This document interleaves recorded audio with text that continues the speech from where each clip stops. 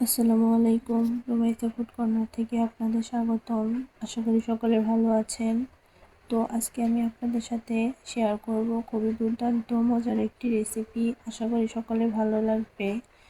খুবই অল্প কিছু উপকরণ দিয়ে রেসিপিটা তৈরি করব আর আপনাদের সাথে শেয়ার করব। তো চলুন কথা না বাড়িয়ে রেসিপিটা দেখে নিই। আমি এখানে নর্মাল চাল নিয়ে নিয়েছি, যে চাল দিয়ে আমরা সাধারণত ভাত রান্না করে খাই, 2 কাপের মতো। এখন এটাকে আমি ভালো করে ধুয়ে পরিষ্কার করে নিব। তো দেখেন 2-3 বার পানি চেঞ্জ করে এটা আমি ভালো করে পরিষ্কার করে নিয়েছি। এখন এটা একটা সাইডে রেখে দেব। এখানে আমি একটি বড় সাইজের আলু কেটে ডুমো ডুমো করে নিয়েছি আর এখানে 4টা ডিম নিয়ে নিয়েছি। এখন এখানে দিয়ে দিব 1 চা চামচ হলুদ গুঁড়ো আর 1 চা চামচ মরিচ গুঁড়ো। এখানে লবণ দিব না, লবণ দিলে পানিটা ছেড়ে দেবে ভাজার সময়। তো এটা এখন একটু আমি ভালো করে মিশিয়ে নিব। তারপর চলে যাব চুলায়। চুলাতে আগে থেকে ফ্রাই প্যান বসিয়ে দিয়েছিলাম আর এখানে দিয়ে দিয়েছি 2 টেবিল চামচ রান্নার তেল। এখন এখানে ডিমগুলো দিয়ে দিব।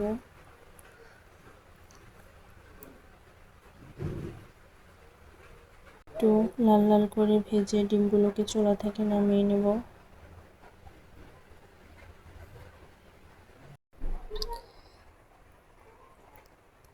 এখন এখানে আলুগুলো দিয়ে দিব এবং সেম প্রসেসে আলুগুলো ভেজে নেব।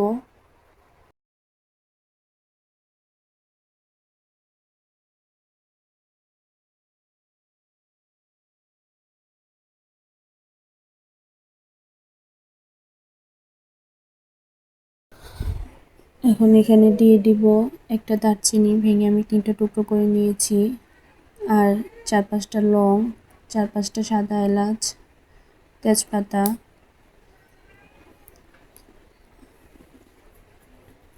আর অ্যাড করব 1 চা চামচ জিরা। এখন এটাকে আমি 10 সেকেন্ডের জন্য ভেজে নেব, এতে সুন্দর একটা স্মেল আসবে।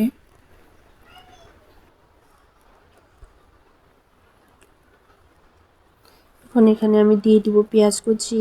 আমি এখানে 2টা বড় সাইজের পেঁয়াজ কুচি করে নিয়েছি। এখন এটা একটু হালকা ভেজে নরম করে নেব।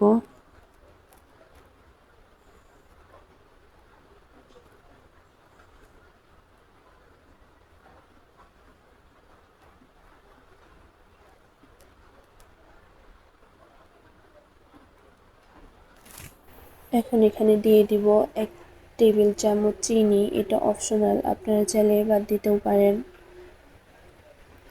আর দিয়ে দিব 1 টেবিল চামচ লবণ,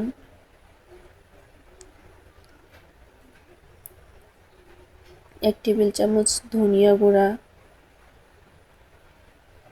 1 টেবিল চামচ হলুদ গুঁড়ো আর 1 টেবিল চামচ মরিচ গুঁড়া, 1 টেবিল চামচ জিরা গুঁড়া,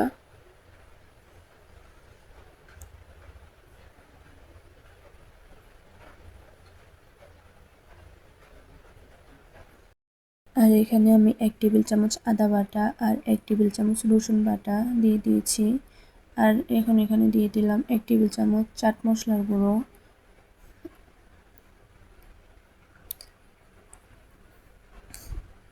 এই মশলাটা যাতে পুড়ে না যায় তার জন্য এখানে আমি একটু পানি দিয়ে দিব আর মশলাটাকে একটু কষিয়ে নেব। আর এখানে অ্যাড করেছি আমি 2টা টমেটো এরকম ছোট ছোট সাইজের করে কেটে নিয়েছি আর দিয়ে দিয়েছি ধনিয়া পাতা কুচি। এখন এটা আমি আরো 1 মিনিট রান্না করে নেব।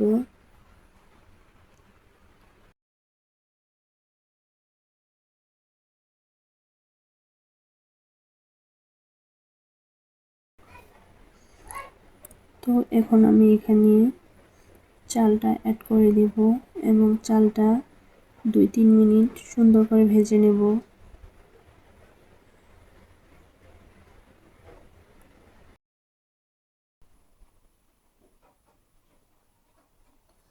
এ পর্যায়ে আমার চালটা ভাজা হয়ে গেছে। এখন এখানে অ্যাড করে দিব আগে থেকে ভাজি করে রাখা ডিম আর আলু। এখন এটাকে একটু নেড়ে চেড়ে এর ভিতর অ্যাড করে দিব গরম পানি।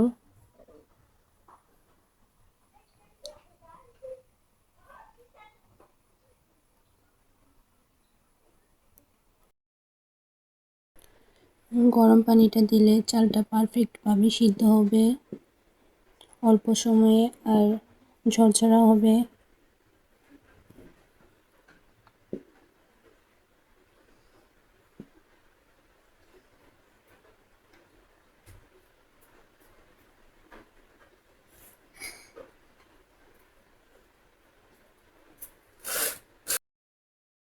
এখন এটা আমি ঢাকনা দিয়ে ঢেকে দেব এবং কুক করে নেব প্রায় 10 মিনিট এর মতো।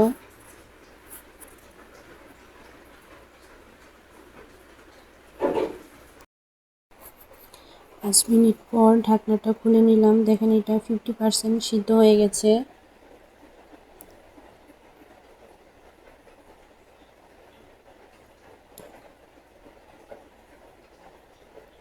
এখন এখানে আমি 4-5টা কাঁচামরিচ দিয়ে দিব। তারপর আবার এটা ঢেকে দিব। তো আবারও 5 মিনিট পর ঢাকনাটা খুলে নিলাম। এখন চালটাকে একটু ওলটপালট করে নিব যাতে উপরের চালটা নিচে চলে আসে আর নিচের চালটা উপরে চলে যায়।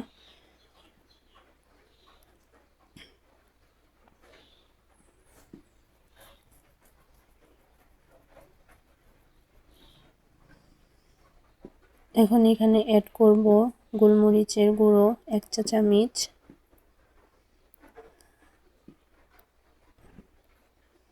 আর দিব 1 চা চামচ ঘি।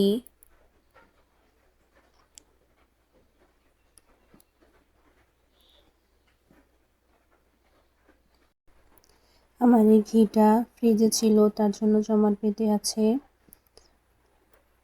এটা এখন আমি মিশিয়ে চুলার আঁচটা লো টু মিডিয়ামে রেখে আরও 5 মিনিট এটা কুক করে নেব।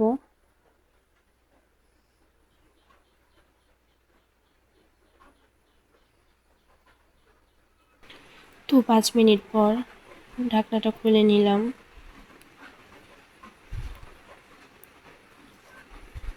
দেখেন আমার চালটা কিন্তু একদম সিদ্ধ হয়ে গেছে আর কতটা ঝরঝরা হয়েছে।